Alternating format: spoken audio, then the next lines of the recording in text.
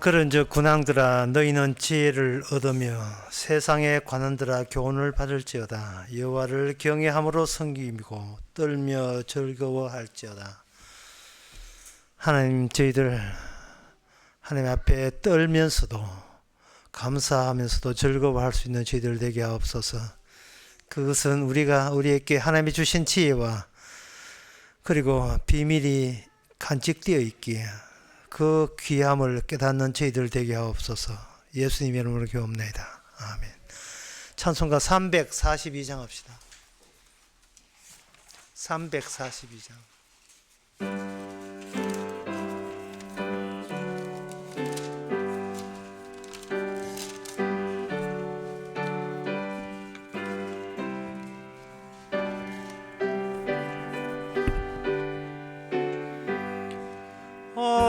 어려운 일 당할 때 나의 믿음 적으나 의지하는 내 주를 더욱 의지합니다. 세월 지나갈수록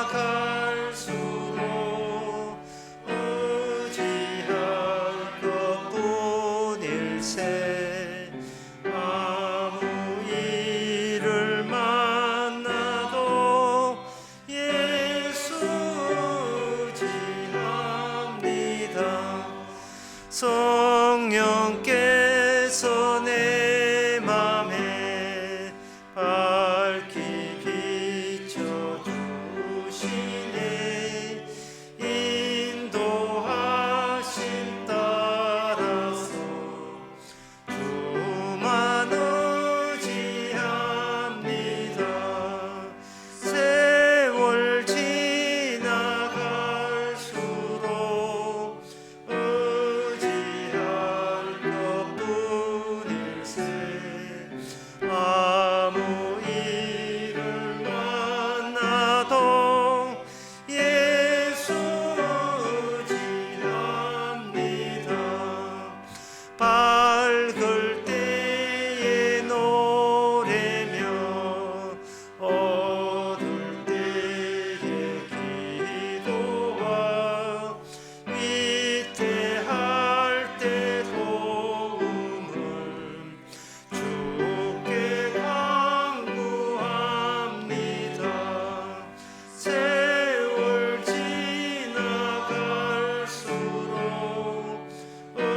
의지할 것뿐일세.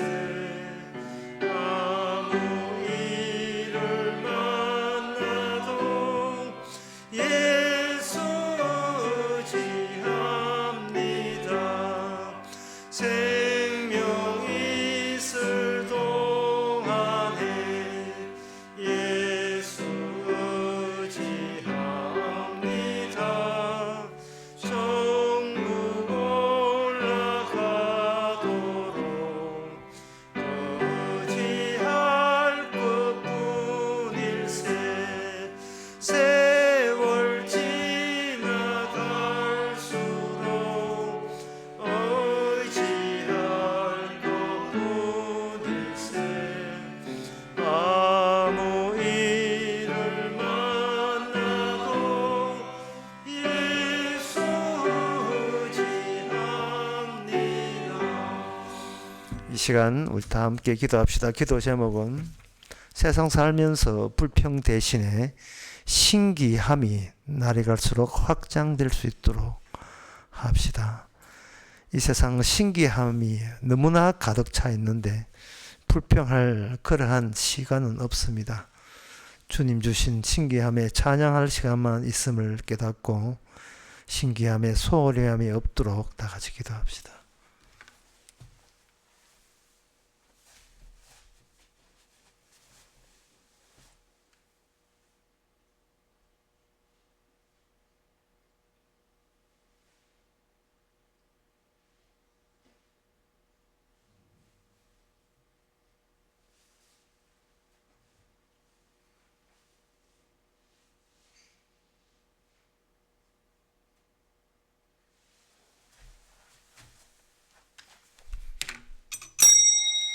하나님 아버지, 늘 감사하고 기뻐해도 모자랄 판에 틈만 나고 시간만 나면 우울해하고 세상에 대해서 원망하고 슬퍼하는 그런 헛된 시간을 보고 있지는 않습니까? 주님이 참새 키우듯이 들풀 키우듯이 은혜 주신 것을 저희들이 잊지 않게 하여 주시옵소서. 그래서 감사로 그 나라 의를 위해서 보답할 수 있는 저희들 되게 하옵소서. 예수님의 이름으로 기도합니다. 아멘.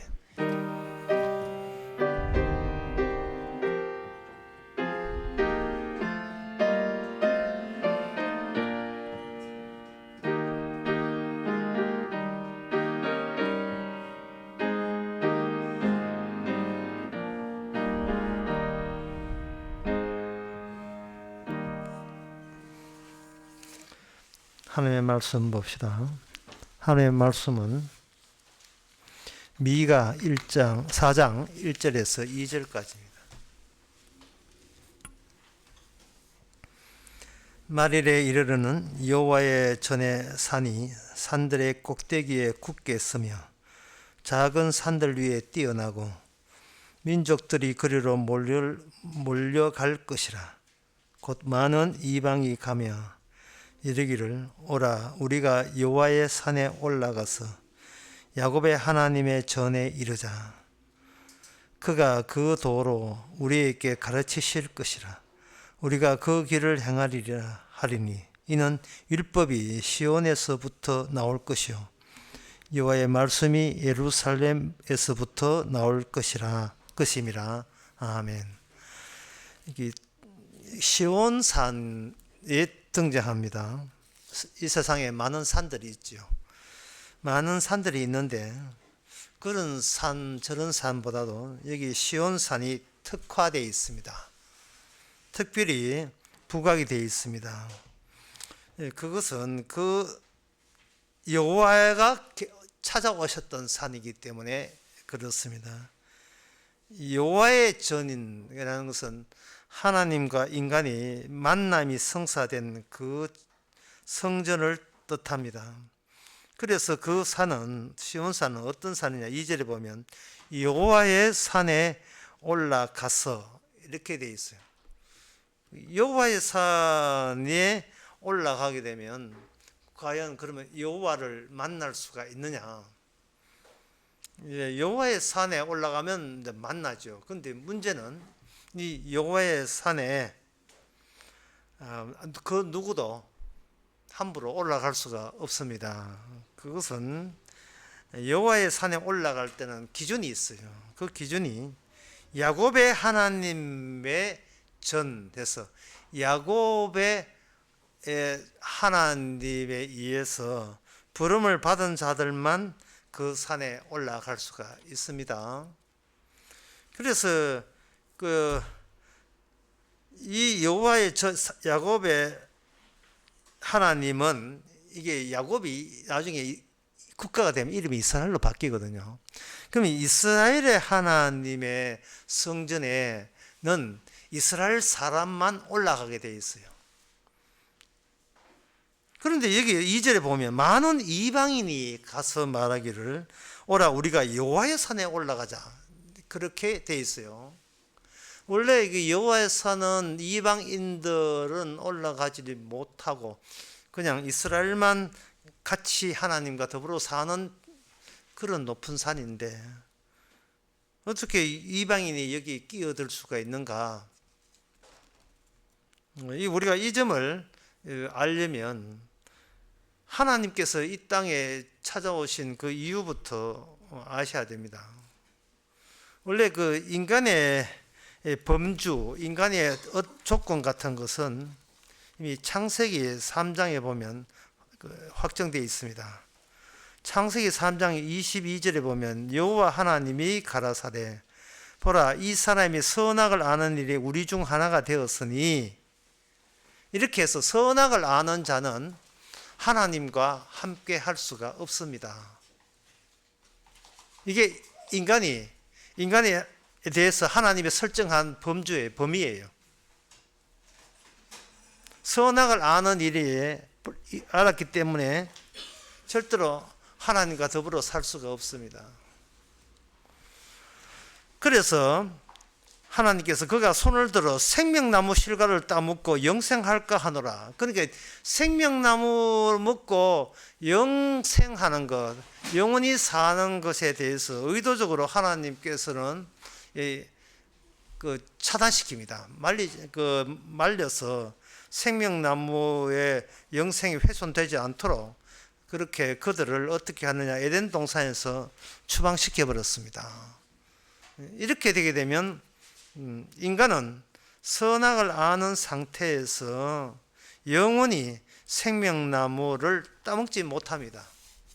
인간의 운명이라는 것은 영원히 생명나무를 따먹을 수 없다는 그 원칙의 영원성에 인간은 매이게 돼 있어요. 그게 인간의 범위입니다. 범주입니다. 이 뭐 뜻이냐 하면은 우리가 이 세상에 살면서 인간의 범주는 살아있는 것과 죽어있는 것, 살다 그 다음에 죽고, 그게 인간이 눈으로 확인될 수 있는 범위의 전부예요. 그러니까 사람들은 뭐까지 모르느냐 하면은 자기가 영원히 존재하게 되는데 그 존재하는 것이 이 생명을 없는 상태에서 영원히 존재하고 저주받는 그것이 인간의 확정된 범위라는 사실을 알지 못합니다.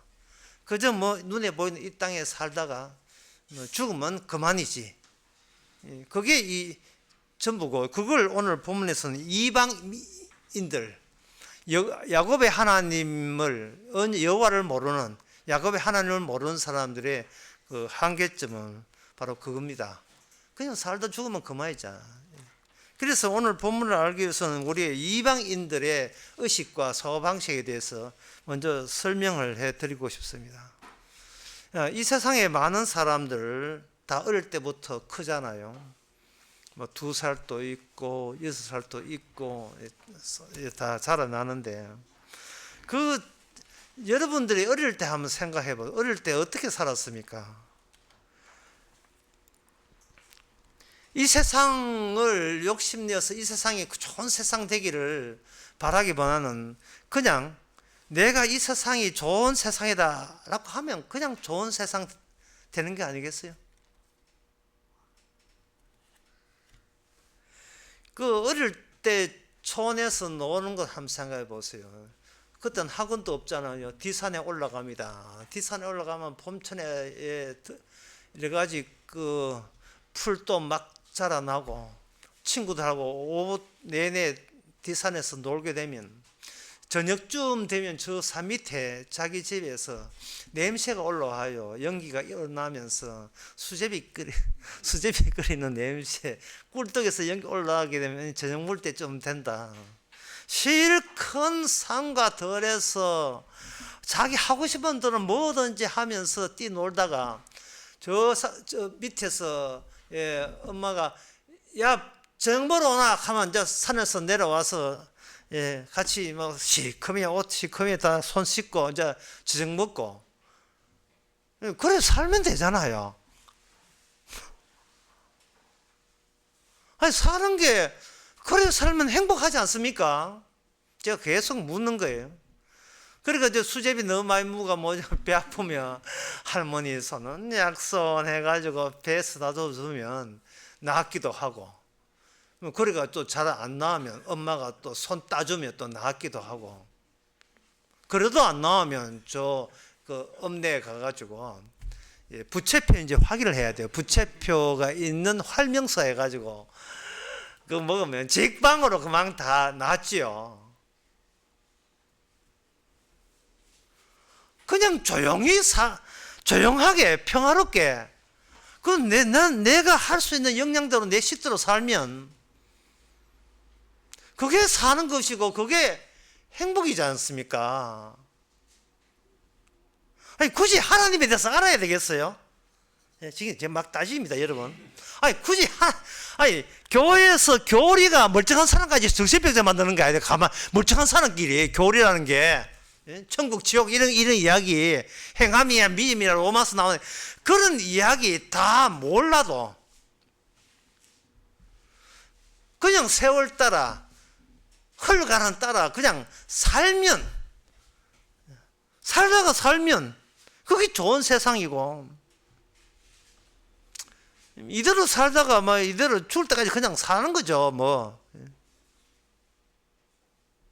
제발 좀 조용하게 좀 살도록, 좀 그러한 살도록 좀 내버려 두면 안 돼요? 그런 사조나 사상, 뭐 시는 그런 거 좀 강요하지 말고, 그런 거 좀 새로운 사상 주입하지 말고, 그냥 좀 내버려도 어떻게 살지 그냥 가만 뭐 기독교 하나님이고 예수 그런 이야기 좀 하지 말고 그냥 사는 대로 조용하게 살면 되잖아요. 욕심 안 부리고 부딪히는 대로.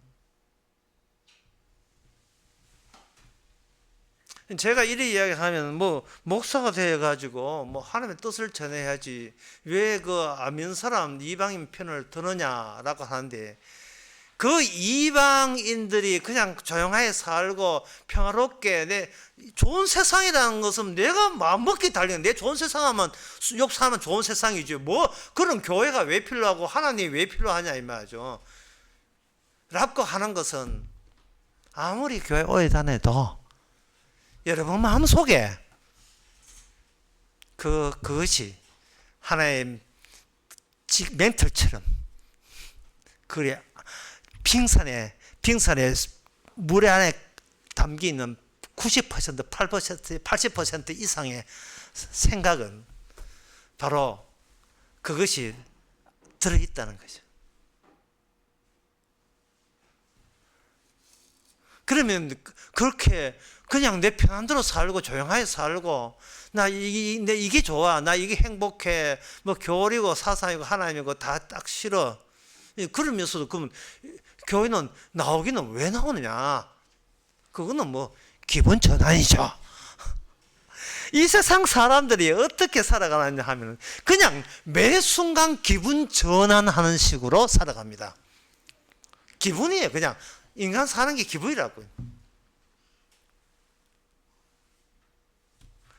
새로운 산뜻한 기분 좋은 일이 있으면 만사를 제쳐두고 달려가는 것이 우리의 본성이고 본능이에요.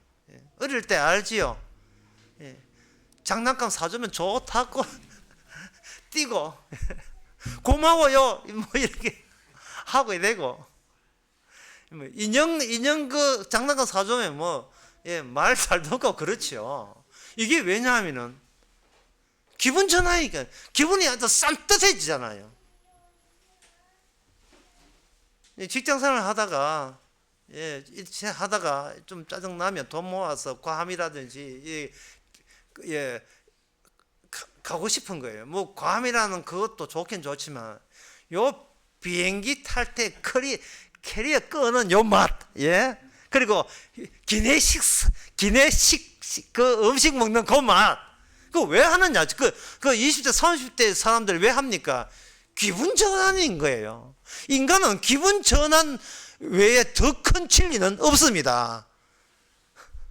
열심히 사는 것도 기분 전환하기 위해서 사는 거예요. 그래서 뭐 미가 언제 봤다고 미가 뭐 요한 성경 이딴 거 좀 보라고 강요하지 말고 그냥 나를 놔버려 두지만 되면 되지 않겠는가? 내 기분 따라 살래. 그냥 놔둬버려. 그냥 내버려둬. 조용하게 좀 살도록 좀 놔버려둬. 그러한 본심, 본능이 한순간도 우리 속에서 사라지지 않습니다. 그러면 그대로 살면 되잖아요. 그런데 제가 이 이야기 드리는 것은요, 신앙을 버리라는 말이 아니고 아무리 빡시게 신앙생활 열심히 해서 하나님을 기쁘시게 해야 된다, 그래서 나중에 죽고선 천국은 가야지 라고 악을 쓰고 바락바락 예, 말씀대로 바르게 산다고 할지라도 역시 밑에서 땡기는 것은 도로 예, 우리의 본자리 그냥 좀 내버려두세요. 제발 날 좀 조용하게 살짝 내버려두세요. 예. 나는 내 편하고 예, 온화하고 그리고 소박하고 지금 목가적으로 이렇게 아늑하게 사는 거 이게 딱 내 스타일입니다. 그러니까 하나님의 이름을 빙자해서 나의 인생에 윽박 안 질렀으면 좋겠다. 그 마음이 50년 60년 교회 다녀도 우리 속에서 예, 소멸되지 않습니다. 왜? 인간의 자기 하나님의 적인 범주는 인간 마음대로 그 범주를 벗어날 수 없어요.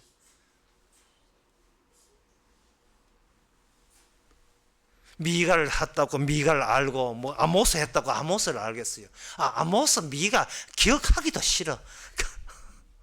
기억하기도 싫어. 본심 자체가 나는 나 기분으로 사는 것이 본심이기 때문에 이 본심을 이게 창세부터 요한계시록 가지고 범벅이 되어서 이게 아무리 주입시킨다고 그게 달라질까요? 다 이거 우두둑하면 다 떠져 나오는데 무슨 인생에 무슨 일이 있으면 성경이고 뭐 출애굽기고 다 기억나지 않아요. 나 좀 좀 조용하게 놔둬라 하는 그 본성만 완전히 발산될 뿐이죠. 그런데 왜 이 성경에 왜 이렇게 마지막 때에 높은 시온산을 달려오는 그런 사람들이 있느냐? 이 사람들 이방인인데 방금 제가 이야기한 그 이방인들의 그게 공통점이거든요. 지 필요한 대로 사는데 이 사람들이 시온산을 향하여 막 달려옵니다. 평소에 뭐 등산이 기분 전환에 괜찮아서 등산하러 옵니까? 아니죠.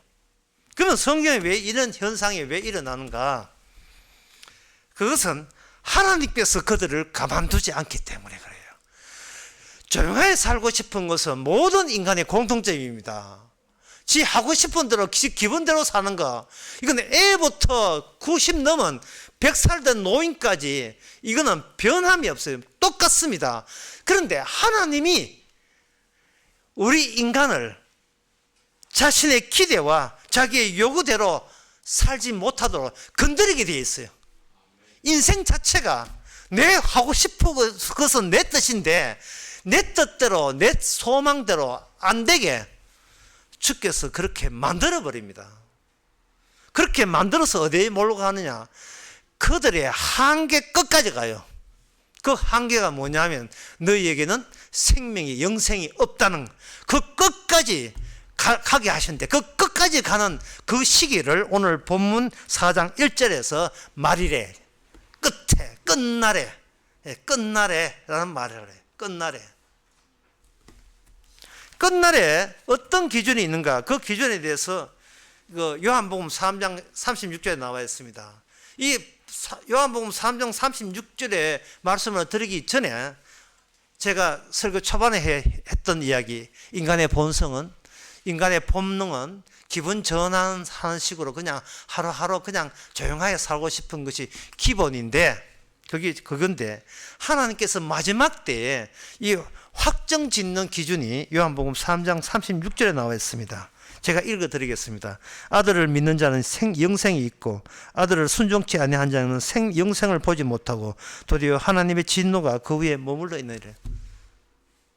이것은 마지막 때에 터뜨리게 되어 있어요. 하나님께서 마지막 때에 요거 화끈하게 등장합니다. 요한복음 방금 읽었던 3장 36절은 뭐냐? 인간의 인간의 범위 내에는 영생이 없습니다. 그래서 마지막 때 이스라엘도 영생에 못 들어오고 이방인들도 영생에 못 들어옵니다. 왜? 그것이 창세기, 우리가 아까 보았던 창세기 3장 22절의 원칙이 그 원칙이기 때문에 그렇습니다. 그래서 다시 한번 여러분들에게 다시 분명히 하게 합니다. 창세기 3장 22절에 보면 선악을 아는 자는 생명 영생의 나라에 올 수가 없습니다. 기억하셨죠? 요한복음 3장 36절에 예수 그리스도, 여기 요한복음 순종으로 되어 있는데, 요한복음 3장 36절에 아들을 믿는 자는 영생이 있고 아들을 순종치 아니하는 자는 영생을 보지 못한다. 뭐 한 번 더 해도 괜찮아요. 선악을 아는 자는 영생의 나라에 갈 수가 없습니다. 영생의 나라 가는 게 아니라 저주받아요. 그런데 요한복음 3장 36절도 마찬가지입니다. 아들을 순종치 아니한 자는 영생을 보지 못합니다. 그러니까 이 순종치 아니한다는 자는 주님에서 무슨 주님이 일방적인 어떤 지시가 있었는데 그 지시에 대해서 자기가 아무것도 모르고 거기에 반발하고 그 지시에 따르지 않는 자는 오히려 하나님의 진노가 머물러 있대. 이 진노란 말을 다른 말로 바꿔야 확실히 들어옵니다. 이게 뭐냐? 하나님의 정오의 대상이 돼. 미움의 대상이 되는 거예요. 그렇다면 그 사람들은 하나님의 미웠다는 말은 하나님의 미워 이게 미운 게 아니고요. 이게 하나님 나와 당신 싸우자 이게 아니라 좀만 나 좀 가만 놔둬. 나 조용하게 살래. 예? 그냥 촌에서 조용하게 살래. 헐게 살리라 있잖아. 헐게 살리라. 부모한테 효도하고 헐게 살리라. 나 하나님도 예수 그딴 거 관심도 없고 나 내 식대로 내가 감당할 수 있는 범위 내에서 욕심 없이 그냥 하던 대로 그냥 살다 죽을래고 막 내보고 뭐 그런 교리 같은 거 좀 이렇게 그런 거 좀 강요하지 말고 그럼 내버려. 물론 교회 갈 수 있지만 그거는 무슨 재미난 게 있나 싶어서 그냥 구경 삼아 기분 전환 삼아 하면 댕겨 보는 것 정도. 그러니까 나한테 너무 윽박지지 말고 무리하게 요구하지 말라. 그걸 가지고 주님께 순종하지 않는 자라고 하는 겁니다. 그게 마지막 때에 그게 다 들통나는 거예요. 그러니까 다시 한번 정리드리면 이스라엘도 못 들어갑니다. 이스라엘이 그 영생의 나라에 못 들어가요. 왜? 언제? 마지막 때가 되면 이스라엘은 단 한 명도 천국에 못 가는구나. 그게 들통나는 날이 바로 마지막 때입니다. 그 이유에 대해서 다시 말씀드릴까? 그 이유는 아들을 믿는 자가 아직 발생되지 않았기 때문에 그렇습니다. 요한복음 3장 36절에 마지막 때에 나타나는 마지막 기준에 적합한 자는 예수님 오시기 전에 단 한 명도 없기 때문에 그 누구도 영생의 나라, 생명나무를 따먹을 수가 없습니다. 따먹을 수 없다는 이것이 창세기 3장 22절에 너는 따먹을 수 없다라는 그 원칙과 합치되는 거예요. 이 하나님의 원칙은 항상 일관성이 있어요. 변함이 없습니다. 어느 누구도 천국 모으고 어느 누구도 영생이 없다. 그 원칙 그냥 밀어붙이는 거죠. 그냥 설교 이걸로 끝낼까요? 그럴 수 없지요. 왜냐하면 마지막 때에 여기에 시온산이 하나님의 전이 하나님의 성전이 시온산에 주어지고 거기에 막 올라가고 달려가는 이방 민족과 그 이스라엘도 물러가고 이방 민족과 야곱의 하나님의 전에 이르자 우리가 거기서 하나님의 말씀이 들린다. 이런 자가 생긴다고 분명히 미가 4장 1절과 2절에 나와 있다 이 말이죠. 그러면 미가 4장 1절과 2절에 나와 있는 것은 이거는 어떤 현상이냐? 이게 마지막 때 나타난 현상이에요. 마지막 때는 하나님의 절대적인 기준, 창세기 3장 22절, 요한복음 3장 36절, 이 절대적인 마지막 때에 드러나는 그 기준 때문에 아무도 구원받지 못합니다. 그런데 그 마지막 때에 아무도 구원받지 못한다는 걸 분명히 명시하고 그렇게 분명히 해놓고 그 다음에 하나님의 영생을 얻을 자가 희한하게도 분명히 아무도 없어야 되는데 그런 자가 생겨나기 시작합니다. 따라서 아무도 없다는 데서요, 아무도 없다는 데서 우리 자신은 이스라엘이 됐든 이방이 됐든 우리는 구원받을 권한이 없다는 것을 분명히 해 주시기 바랍니다. 아무도 없다는 거예요. 그러면 이 일은 도대체 어떻게 이런 일이 벌어졌는가? 시편 68편 17절에서 18절에 보면 그 내막이 나와 있습니다. 하나님의 병거는 천천히요. 시편 68편 17절 18절입니다. 만마야 주께서 그 중에 계심이 신의 산 성소에 계신 것보다 주께서 높은 곳으로 오르시며 사로잡힌 자를 끌고 선물을 인간에게서 또는 폐역자 중에서 받으시니 여호와 하나님이 저와 함께 거하려 하십니다. 누군가 마지막 때에 누군가가 와요. 오게 되면 그분을 통해서 어느 누구도 영생을 얻을 자가 없음이 마지막 때 확정된 기준에 확실하게 이렇게 증명됩니다. 그런데 그분이 왔다가 아무도 없다는 걸 알고 그분이 왔다가 올라가게 되면 그때부터 예수님을 따라서 영생을 얻을 자가 마지막 때에 생겨나기 시작하는 겁니다. 에베소서 4장 8절에 그게 나와 있습니다. 그러므로 이르기를 그가 위에 올라가실 때에 사로잡힌 자를 사로잡고 사람들에게 선물을 주었다는 거예요. 사람들에게 선물을 주셨다 하셨도다. 그분이 올라가셨다는 것은 땅 아래 곳까지 내렸다. 다시 말해서 이 땅에서 아무도 구원받을 사람이 없음을 분명히 해주시고 홀로 하늘에 올라가셔서 예수님이 하시는 그 공로와 공적에 의해서 선물을 받게 되는데 그 선물이 뭐냐? 성령으로 선물을 받게 돼요. 성령으로 선물을 받게 되면 그 선물 받은 자들은 선물 주신 분에 의해서 딸려 올라가는 방식이 되는 겁니다. 그러면 딸려 올라가는 방식이 되게 되면 그 올라가는 사람들은 나 구원받았다가 아니라 잘 들으셔야 돼요. 내가 구원받았다가 아니라 나는 하나님의 구원을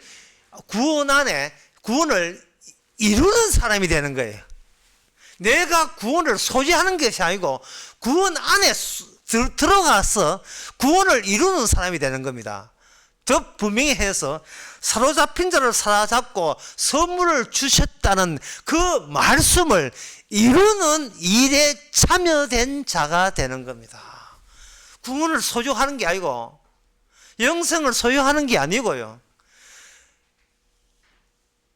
주께서 주신 선물이 이게 선실이다라는 사실을 증거하는 일에 그게 동원된 사람으로서 살게 되는 겁니다. 그러니까 구원받은 사람은 마음속에 뭐가 있느냐 하면은 똑같아요. 불신자하고 똑같아요. 좀 건드리지 마세요. 교리고 뭐고 교리 때문에 진짜 뭐 온전한 사람도 완전 이상하게 다 돼버렸어. 교리고 그런 거 나는 가르쳐가지고 나는 내 식들어 나 살래. 그냥 조용하게 촌에서 살든지 도시에서 뭐 한 120평짜리 아파트 작은 데서 한번 살래. 그냥 차는 한 4대 정도로 그냥 살래 하고 싶어도 주님의 하신 일이 그 사람을 가만두지 않습니다. 건드려 버려요. 나랑 같이 가자.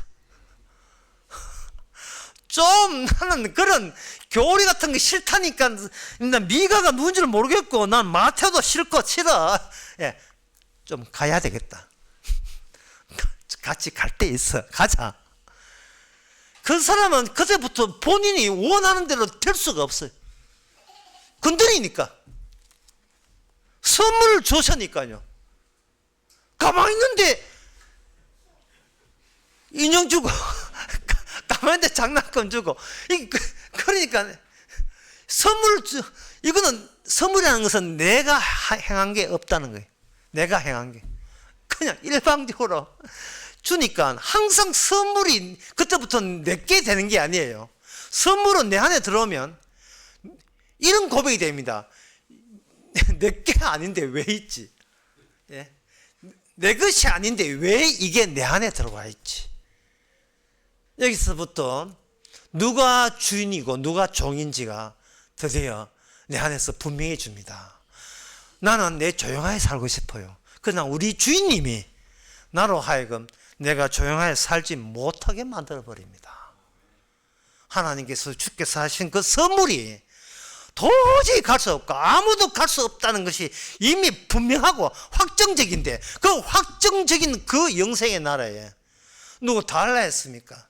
생명나무 열매를 우리에게 따먹어서 전에는 저주의 영원성에 있었는데 지금은 생명의 영원함, 그야말로 영생, 생명의 축복의 영원함, 그것을 우리가 이 안에 작동하게 된 겁니다. 그러면 그 해당자, 그거 누구한테 주느냐 하는 거예요. 그것이 창세기에 보면 32장에 나옵니다. 왜 여기서 창세기 30을 찾아야 되냐면 오늘 본문이 야곱의 하나님이 되거든요. 야곱의 하나님. 이 말은 하나님이 야곱에게 야곱 개인용으로 주지 않는 약속이 있어요. 그걸 야곱의 언약이라 합니다. 야곱은 오해해가지고 자기 개인용으로 이해했던 거예요. 마치 선물 받았는데 선물을 받았으니까 이제부터 내 거라고 생각하는 것처럼 이게 착각인 것처럼 야곱은 하나님의 언약을 주니까 자기를 위한 언약인 줄 알았어요. 그렇지 않습니다. 창세기 32장 12절에 보면 주께서 말씀하시기를 내가 정녕 내게 은혜를 베풀어 내 씨가 바다에 셀 수 없는 모래와 같이 많게 하리라.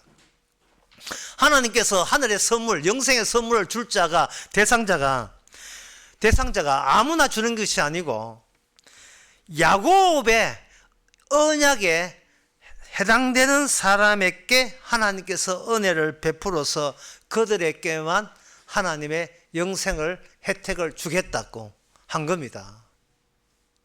그래서 이 선물을 받은 사람들은 이거 본인이 애쓰고 노력해서 촌에서 농사에서 얻은 게 아니기 때문에 출처를 알아요. 출처가 뭐냐 하면은 야곱이 하나님에게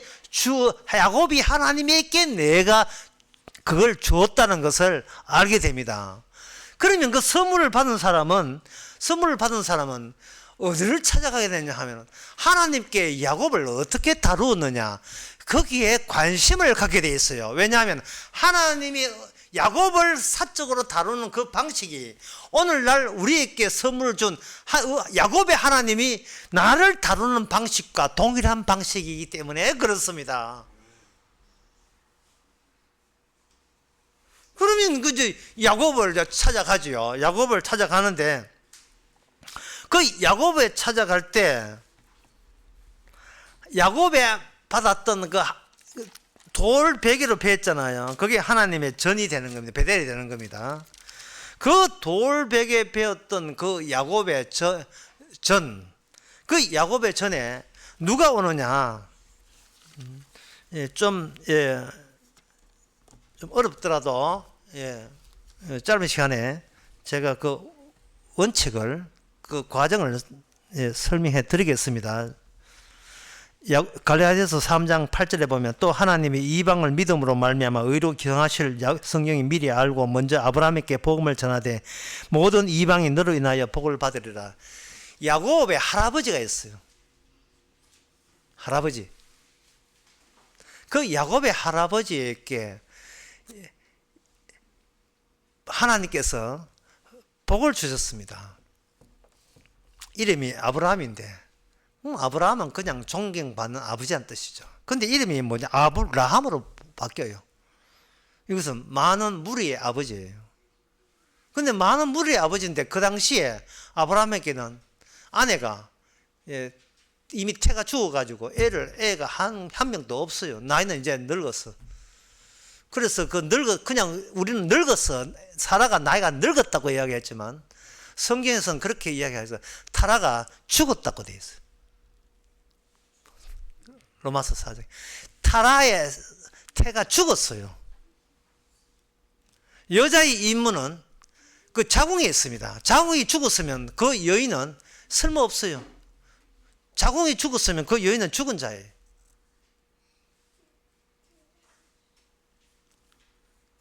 아직 아브라함은 아직까지 그 생식 능력이 있습니다. 그래서 종 하가를 통해서는 이스마엘을 낳았잖아요. 그래서 아브라함에서는 어떤 그 언약적 요소가 나타나지 않습니다. 왜? 육적으로 생산할 수 있기 때문에. 그런데 하나님께서는 분명히 설교 처음으로 돌아가 봅시다. 한 명도 없어요. 창세기 3장 22절에 보면 이 모든 인간은 선악을 알기 때문에 자기가 자기 위주로 살기 때문에 한 명도 없어요. 그래서 생명이 영생이 없다는 점에서 모든 인간은 죽은 겁니다. 생명이 반대말이 뭐죠? 죽음이죠. 그래서 생명이 없으니까 인간은 마땅히 죽은 거예요. 혼자서 촌에서 뭐 건드지 마, 나 조용하게 살래, 백날 해도 그는 진정한 저주와 진정한 영생의 범주까지 모르기 때문에 그냥 살다 죽으면 그게 인생의 범인 줄 알아요. 그냥 성경은 인간의 범위를 더 넓혀버리거든요. 넓혀버리니까 인간은 살다 죽는 게 다가 아니라 영원히 저주받든지 저주받는 자 돼야 되고, 영원히 저주받는 것은 영원히 생명을 얻을 수 없는 그러한 범위, 생명 범위 바깥에 영원한 저주의 범위에 놓여 있다는 것이 인간들이 알 수가 없었죠. 알 수 없는 것을 하나님께서는 아브라함에게 약속을 줘가지고 사례가 죽어요. 태가 죽었으니까 단 한 명도 영생 얻을 자가 없습니다. 그런데 하나님의 언약이 아브라함에게 오니까 그 죽은 여자가 드디어 거기서 약속의 자녀 이삭이 태어나고, 그 이삭의 또 언약 줘가지고 그 야곱이 오는 거예요. 그러니까 야곱의 전을 향하여, 야곱의 하나님을 향하여 달려가고 그 산에 올라가자 하는 사람들은 어떤 사람이냐 하면은 하나님의 아브라함에게 약속한 어떤 인물이 있고요. 그 인물은 이거는 이스라엘이 아니라, 이스라엘 율법으로 이스라엘만이 아니라 이방 민족이라도 오직 믿음으로 어렵게 된다는 그 복음, 기쁜 소식을 받을 수 있는 근거가 되는 인물이 아브라함의 언약을 통해서 없는 데서 생겨났고 이미 죽으심이 확정된 가운데서 그분이 산자로서 이 땅에 오셨다는 사실을, 그것이 갈라디아서 3장 8절에 나온 이야기입니다. 아브라함의 자손이 등장하면 되죠. 아브라함 자손은 이 땅에 와서 죽었습니다. 십자가에. 이로써 어떤 인간은 다 죽었고 어떤 인간도 복받거나 영생 얻을 대상은 아니라는 건 확정되었죠. 그런데 그분이 죽고 난 뒤에 사흘 만에 부활했습니다. 참, 이 사흘 만에 부활을 함으로써 그때부터 예수님께서 하늘에 올라가서 선물을 주시는 거예요. 그 선물이 뭐냐? 성령입니다. 그걸 선물 주는 그것을 성령 세례라고 하는 겁니다. 죽은 나에게 죽지 않으신 예수님의 영이 찾아오는 게 성령 세례입니다.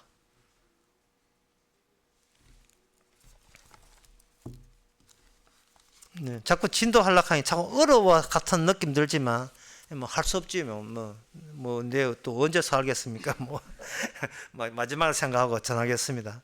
사도행전 15장 15절에 보면, 16절에 보면, 이후에 내가 돌아와서 다윗의 무너진 장막을 다시 지으며 퇴락한 것을 다시 일으키리니 이는 그 남은 자들이 돌아올 것이다 되어 있거든요.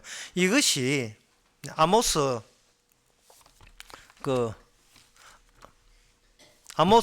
9장 11절에 나오는 선지자 예언이에요. 이 선지자 예언을 베드로, 여기 시몬으로 되어 있는데 베드로가 이것을 뭐라고 했냐 하면 이방인들이 올라오는 것은 마지막 때에 하나님의 특별 배려로 혜택으로 일어나는 놀라운 신비로운 현상이다 라고 이야기한 것에 대해서 야고보가 거기서 오케이 나 동의한다고 이야기한 것이 바로 사도행전 15장 15절부터 16절 17절 이야기입니다. 여기 다윗의 장막의 테라, 다윗의 장막이 뭐냐 하면 바로 시온이에요. 그게 시온산입니다.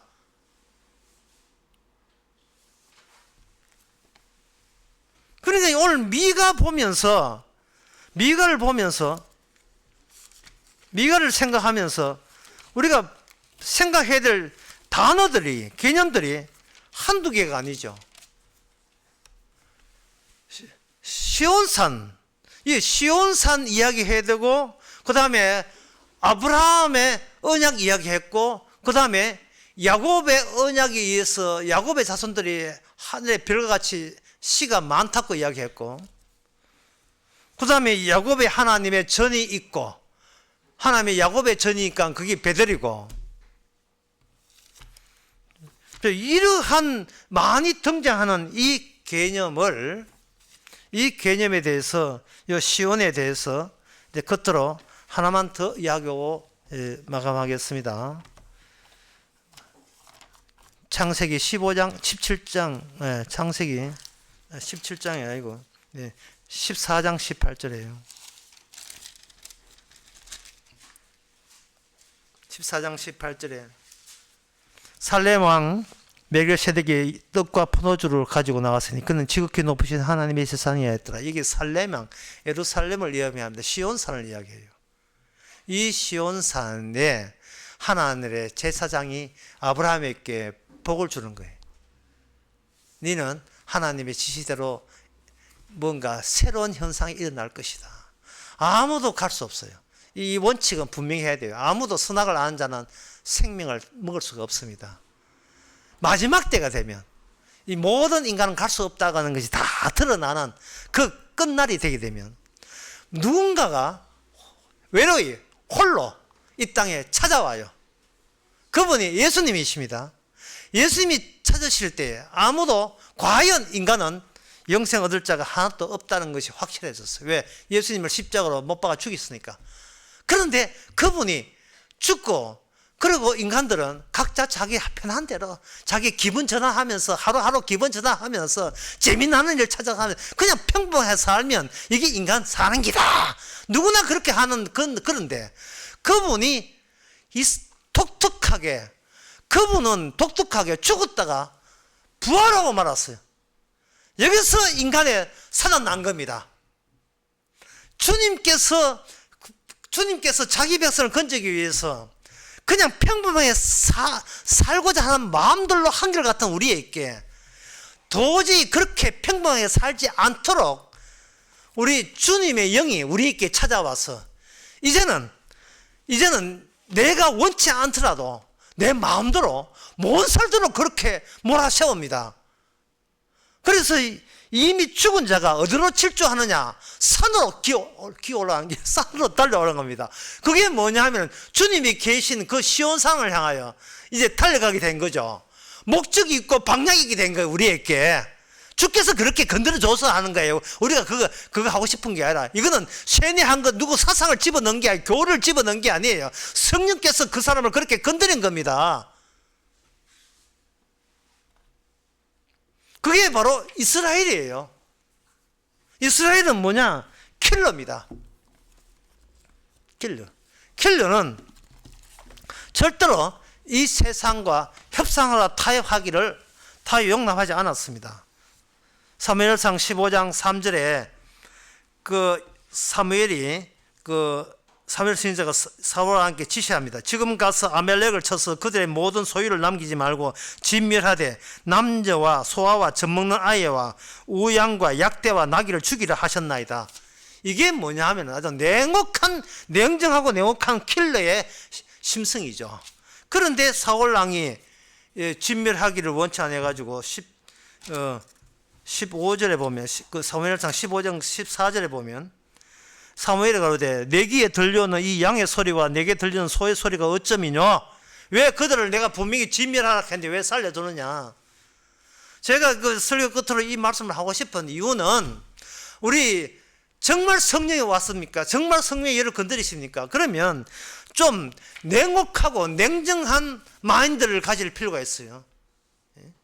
킬러 있잖아요. 레옹 사정 없습니다.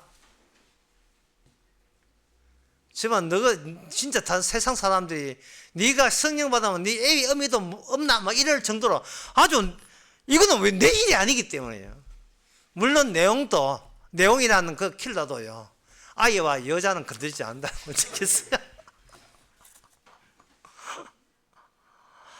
그러니까 내 인생이라는 게 없어요.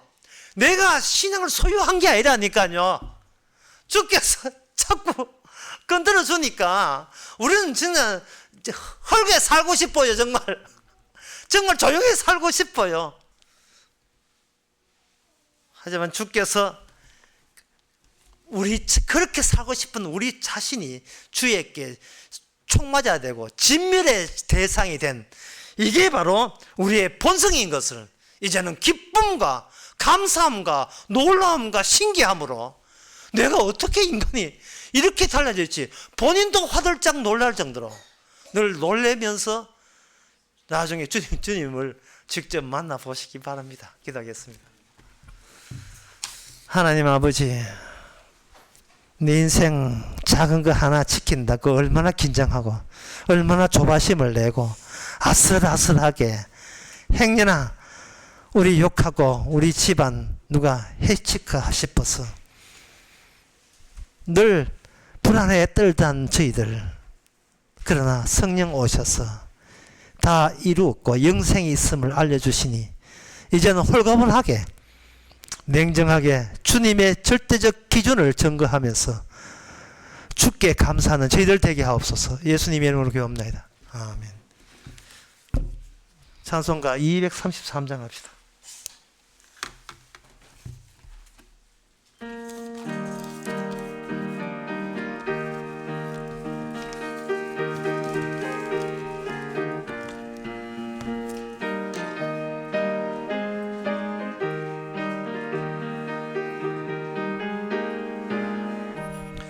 황부지가 장미꽃같이 피는 것을 볼 때에 구속함에 노래 부르며 거룩한 길 다니리. 저기 거룩한 그 길에 검은 구름 없으니 낮과 같이 맑고 밝은 거룩한 길 다니리. 하나님의 아름다움과 그의 영광 볼 때에 모든 괴로움 잊어버리며 거룩한 길 다니리. 거기 거룩한 그 길에 검은 구름 없으니 낮과 같이 맑고 밝은 거룩한 길 다니리. 마른 땅에 샘물 터지고 사막에 물 흐를 때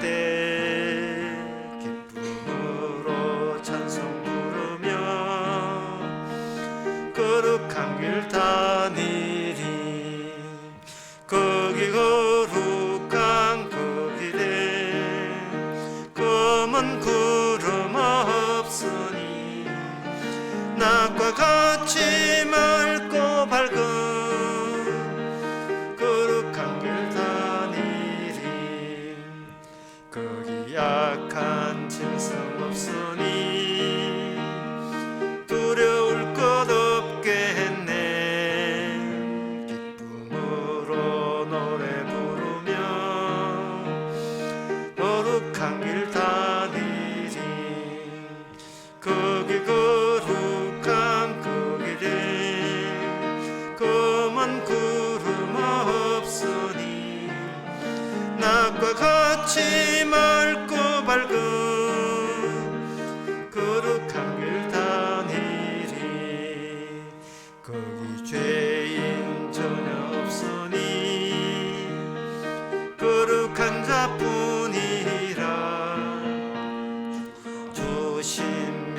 살서고